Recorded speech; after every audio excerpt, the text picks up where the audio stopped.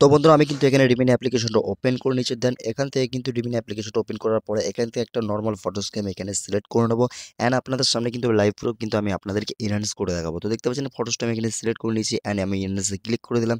এনহ্যান্সে click করার পরে আমার সব ফটোসটা কিন্তু এখানে আপলোডিং হচ্ছে, ঠিক আছে? সব কিছু আমি আপনাদেরকে লাইভ প্রুফ দেখানোর চেষ্টা করবো, ভাই কোনো রকম ফেক ভিডিও এটা নয়, ঠিক আছে? তো দেখতে পাচ্ছেন ফাইনালি আমার ফটোসটা কিন্তু এখানে এনহ্যান্স হয়ে গেল। এনহ্যান্স হয়ে যাওয়ার পরে এখানে কিন্তু আরও স্টেপগুলো আপনাকে ফলো করতে হবে। এখানে কিন্তু কালারাইজ বলার একটা অপশন রয়েছে, দেখতে পাচ্ছেন এই কালারাইজ আপনি ক্লিক করে দেবেন। দেন কালারাইজে ক্লিক করে দেওয়ার পরে যদি আপনার মনে হয় যে আপনার ফটো অনুযায়ী আপনার কালার অ্যাডজাস্ট হয়নি, সেক্ষেত্রে আপনি এখানে কালারগুলো ডিফারেন্ট কালারগুলো কিন্তু আপনি ক্লিক করে আপনার ফটোস অনুযায়ী আপনি ম্যাচ করে দেখতে পারেন। সেক্ষেত্রে না হলে কিন্তু আপনি বাই ডিফল্ট যেটা থাকে সেটা আপনি রাখতে পারেন। দেন এখানে দেখতে পাচ্ছেন বাই ডিফল্ট রেখে আমি এই ফটোসটাকে আমি এখান থেকে সেভ করে নিচ্ছি। আমার ফটোসটি গ্যালারিতে সেভ হয়ে যাওয়ার পর আমি এখানে পিক্সআর্ট অ্যাপ্লিকেশনটি ওপেন করে নিচ্ছি। দেন ওই ফটোসটা আমি এখান থেকে সিলেক্ট করে নেবো যেটা আমি এক্ষুনি ইনহ্যান্স করলাম। ফটোসটা সিলেক্ট করে নেওয়ার পরে এখান থেকে পিক্সআর্ট অ্যাপ্লিকেশনের মধ্যে থেকে এখান থেকে একটা টুলস বলে একটা অপশন রয়েছে, ঠিক আছে? এখানে আপনাকে ক্লিক করতে হবে। দেন ক্লিক করে নেওয়ার পরে এখানে অ্যাডজাস্টমেন্টে আপনাকে ক্লিক করতে হবে। অ্যাডজাস্টমেন্টে ক্লিক করার পর আপনার ফটোস অনুযায়ী আপনি ব্রাইটনেস বলুন, মানে কন্ট্রাস্ট বলুন এবং ক্ল্যারিটি বলুন, স্যাচুরেশন বলুন, এগুলো হালকা পরিমাণে আপনি ডিক্রিজ করে নেবেন যেটা আপনার ফটো অনুযায়ী ম্যাচ হবে আপনার কালার এবং আপনার ব্যাকগ্রাউন্ড। সেটা কমপ্লিট হয়ে যাওয়ার পর আপনি ফটোসটা এখান থেকে সেভ করে দেবেন। তো দেখতে পাচ্ছেন আমি কিন্তু এখানে ফটোসটা সেভ করে দিয়েছি অ্যান্ড সেভ করে নেওয়ার পরে এখানে কিন্তু একটা রিটাচ বলে একটা অপশন রয়েছে। এই রিটাচ অপশনে আমি ক্লিক করে দিলাম অ্যান্ড রিটাচ অপশনে ক্লিক করে দেওয়ার পর এখানে কিন্তু আমি স্কিন টোন বলে একটা অপশন রয়েছে, এখানে আমি ক্লিক করে দেবো।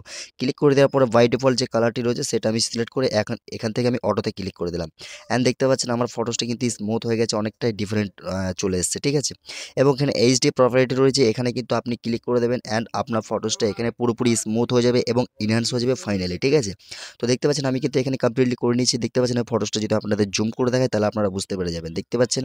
এবং নিচে যে লাইনটা দেখতে পাচ্ছেন এটা কি ফুল করে নিতে হবে, ঠিক আছে? তো চলুন আমি কিন্তু এই ফটোসটা এখানে সিলেক্ট করে নিচ্ছি অ্যান্ড সিলেক্ট করে নেওয়ার পরে এখান থেকে আমার কাজ কমপ্লিট, আমি ফটোসটাকে সেভ করে নিলাম। তো আপনার ফোন থেকে কোনো একটা ব্রাউজার ওপেন করে নেবে এবং এখানে লিখে দেবেন আপনি সার্চ বারে KREAI.com, ঠিক আছে? এটা লিখে দেওয়ার পর আপনার সামনে কিন্তু হোম পেজটা চলে আসবে এবং এখানে ইনহ্যান্সের একটা আইকন দেখতে পাচ্ছেন বা ইনহ্যান্সের টুলস দেখতে পাচ্ছেন, এখানে আপনি ক্লিক করে দেবেন। দেন ক্লিক করার পরে আপলোড ইমেজে ক্লিক করে দেবেন। আপলোড ইমেজে ক্লিক করে দেওয়ার পরে এখান থেকে যেই ফটোসটা আমি এখনই এডিটিং করলাম সেই ফটোসটা আমি এখান থেকে সিলেক্ট করে নিচ্ছি অ্যান্ড সিলেক্ট করে নেওয়ার পরে এখানে কিন্তু সিলেক্ট করার পর আপলোড হচ্ছে। আপলোড হয়ে যাওয়ার পরে এখানে কিন্তু 4x রয়েছে, 4x আপনি ক্লিক করে দেবেন। দেন 4x এ ক্লিক করে নেওয়ার পরে এখানে কিন্তু এনহান্সের একটা আইকন চলে আসবে, ঠিক আছে? আপনাদের সামনে আমি লাইভ প্রুফ দেখানোর চেষ্টা করবো, ঠিক আছে? দেখতে পাচ্ছেন এখানে কিন্তু একটা এনহান্সের আইকন চলে এসেছে। এনহান্সের আইকন আপনাকে ক্লিক করে দিতে হবে। দেন ক্লিক করার পর আপনার সামনে কিন্তু ফটোসটি কিন্তু ডাইরেক্টলি এখান থেকে কিন্তু এনহান্স হচ্ছে, দেখতে পাচ্ছেন? এবং ফাইনালি আমার ফটোসটা কিন্তু এখানে এনহান্স হয়ে গেছে। এনহান্স হয়ে যাওয়ার পরে লুকটা কিন্তু অনেকটাই চেঞ্জ হয়ে গেছে, আপনি দেখলেই বুঝতে পারবেন। এবং নিচে কর্নারে দেখছেন ডাউনলোড আইকন রয়েছে, এখানে আপনি ক্লিক করে দেবেন। দেন ডাউনলোড আইকন ক্লিক করে দেওয়ার পর আপনার ফটোসটা আপনার গ্যালারিতে চলে আসবে। তো চলুন আমি আপনাকে ফটোসটা একবার দেখিয়ে দিই, তাহলে বুঝতে পেরে যাবেন।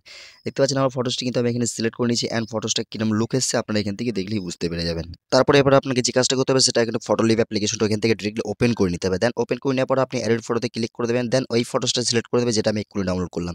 সিলেক্ট করে নেওয়ার পরে নিচে অনেকগুলো টুলস রয়েছে, দেখতে পাচ্ছেন? এগুলো স্লাইড করে নেবেন। স্লাইড করে নেওয়ার পরে সবার শেষে দেখতে পাবেন যে ফেস সোয়াপ বলে একটা অপশন রয়েছে, ঠিক আছে? এখানে আপনি ক্লিক করে দেবেন। কেন ফেস সোয়াপ অপশনে ক্লিক করে দেবেন সেটা আমি আপনাদেরকে দেখাচ্ছি। এবং এখানে প্লাসের আইকন রয়েছে, এখানে আপনি ক্লিক করে দেওয়ার পর এক্ষুনি যে ফটোসটা আপনি রেডি করলে তার আগে রেমিনিত ওই ফটোসটা সিলেক্ট করে নেবেন। দেন সিলেক্ট করে নেওয়ার পরে ওখান থেকে যে ফটোসটি রয়েছে সেটা কিন্তু আপনার ফেসটা এখানে কিন্তু অ্যাড হয়ে যাবে। কেননা KREAI.com থেকে যখনই আপনি ইনহ্যান্স করবে তখনই কিন্তু আপনার ফেসটা চেঞ্জ হয়ে যায়।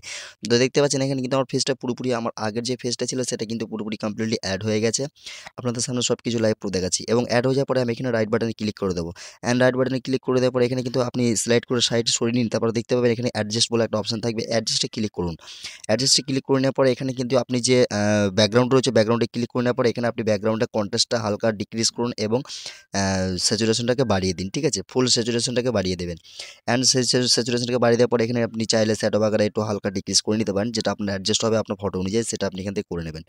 তারপর এখান থেকে কী করে নেবেন, আপনার ফটোসটা এখানে যখন পুরোপুরি কমপ্লিট হয়ে যাবে ফটোসটা আপনি এখান থেকে সেভ করে নেবেন, ঠিক আছে? সেভ করে নেওয়ার পর এখানে ফুল কমপ্লিট হয়ে গেছে এবং আমি রিমিনি অ্যাপ্লিকেশনটা আবার ওপেন করে নিচ্ছি অ্যান্ড লাস্ট রেজাল্ট এখান থেকে আপনারা পেয়ে যাবেন রিমিনি অ্যাপ্লিকেশন থেকে। এবার আমি কী করবো এখান থেকে, দেন ফাইনাল রেজাল্ট সব কিছু আপনারা এখান থেকে পেয়ে যাবেন। ফাইনালি কিন্তু আমি এখানে ইনহ্যান্সের জন্য ফটোসটিকে আপলোড করে দিচ্ছি অ্যান্ড আপলোড করে দেওয়ার পরে এখানে কিন্তু ডাইরেক্টলি আমার ফটোসটা এখান থেকে ইনহ্যান্স হয়ে গেল অ্যান্ড ইনহ্যান্স হয়ে যাওয়ার পরে আপনি একবার কালারে সিম্পল কালারাইজে ক্লিক করে দেবেন। কালারাইজে ক্লিক করার কথা এই কারণে বলছি, কারণ আপনার ফটোস অনুযায়ী যদি আপনার কালারটা ডিফারেন্ট থাকে সেটা কিন্তু এখান থেকে অ্যাডজাস্ট করে দেবে। নাহলে কিন্তু আমি আপনাদেরকে আগে বলেছি যদি অ্যাডজাস্ট না হয় সেই ক্ষেত্রে আপনার বাই ডিফল্ট এখানে আপনারা রাখতে পারেন, ঠিক আছে? বাই ডিফল্ট আপনারা রেখে এখানে কিন্তু রাইট করে দেবেন। বাই ডিফল্ট রেখে যদি আপনার কালারটা সেভ হয়ে যায় সেই ক্ষেত্রে আপনি এখানে ডান করে দেন অ্যান্ড এখানে লাস্ট ফাইনাল রেজাল্ট যেটা হলো সেটা হচ্ছে ব্যাকগ্রাউন্ড ব্লার। ব্যাকগ্রাউন্ড ব্লারে ক্লিক করে দেন অ্যান্ড ব্যাকগ্রাউন্ড ব্লারে ক্লিক করার পরে এখানে পুরোপুরি ব্যাকগ্রাউন্ড ব্লারটাকে হাই করে দেন। হাই করে দেওয়ার পরে এখানে রাইট করে দেন। দেখতে পাচ্ছেন রাইট করে দেওয়ার পরে বেফোর অ্যান্ড ফাইনাল রেজাল্ট আপনার সামনে চলে এসেছে। আপনার ফটোসটা আগের পরিমাণে লুক দেখেন স্ক্রিনে এবং লাস্ট লুক দেখেন, ঠিক আছে? কতটা ডিফারেন্ট নজরে কিন্তু আপনার ফটোসটা আপনারা দেখতে পাচ্ছেন, যেটা আমি আপনাদেরকে ভিডিওর শুরুতেই দেখিয়েছি। তো বন্ধুরা এই ছিল প্রসেসটা আপনারা যদি স্টেপ বাই স্টেপ ফলো করতে পারেন তো আপনাদের ফটো 4K কোয়ালিটিতে কনভার্ট হয়ে যাবে।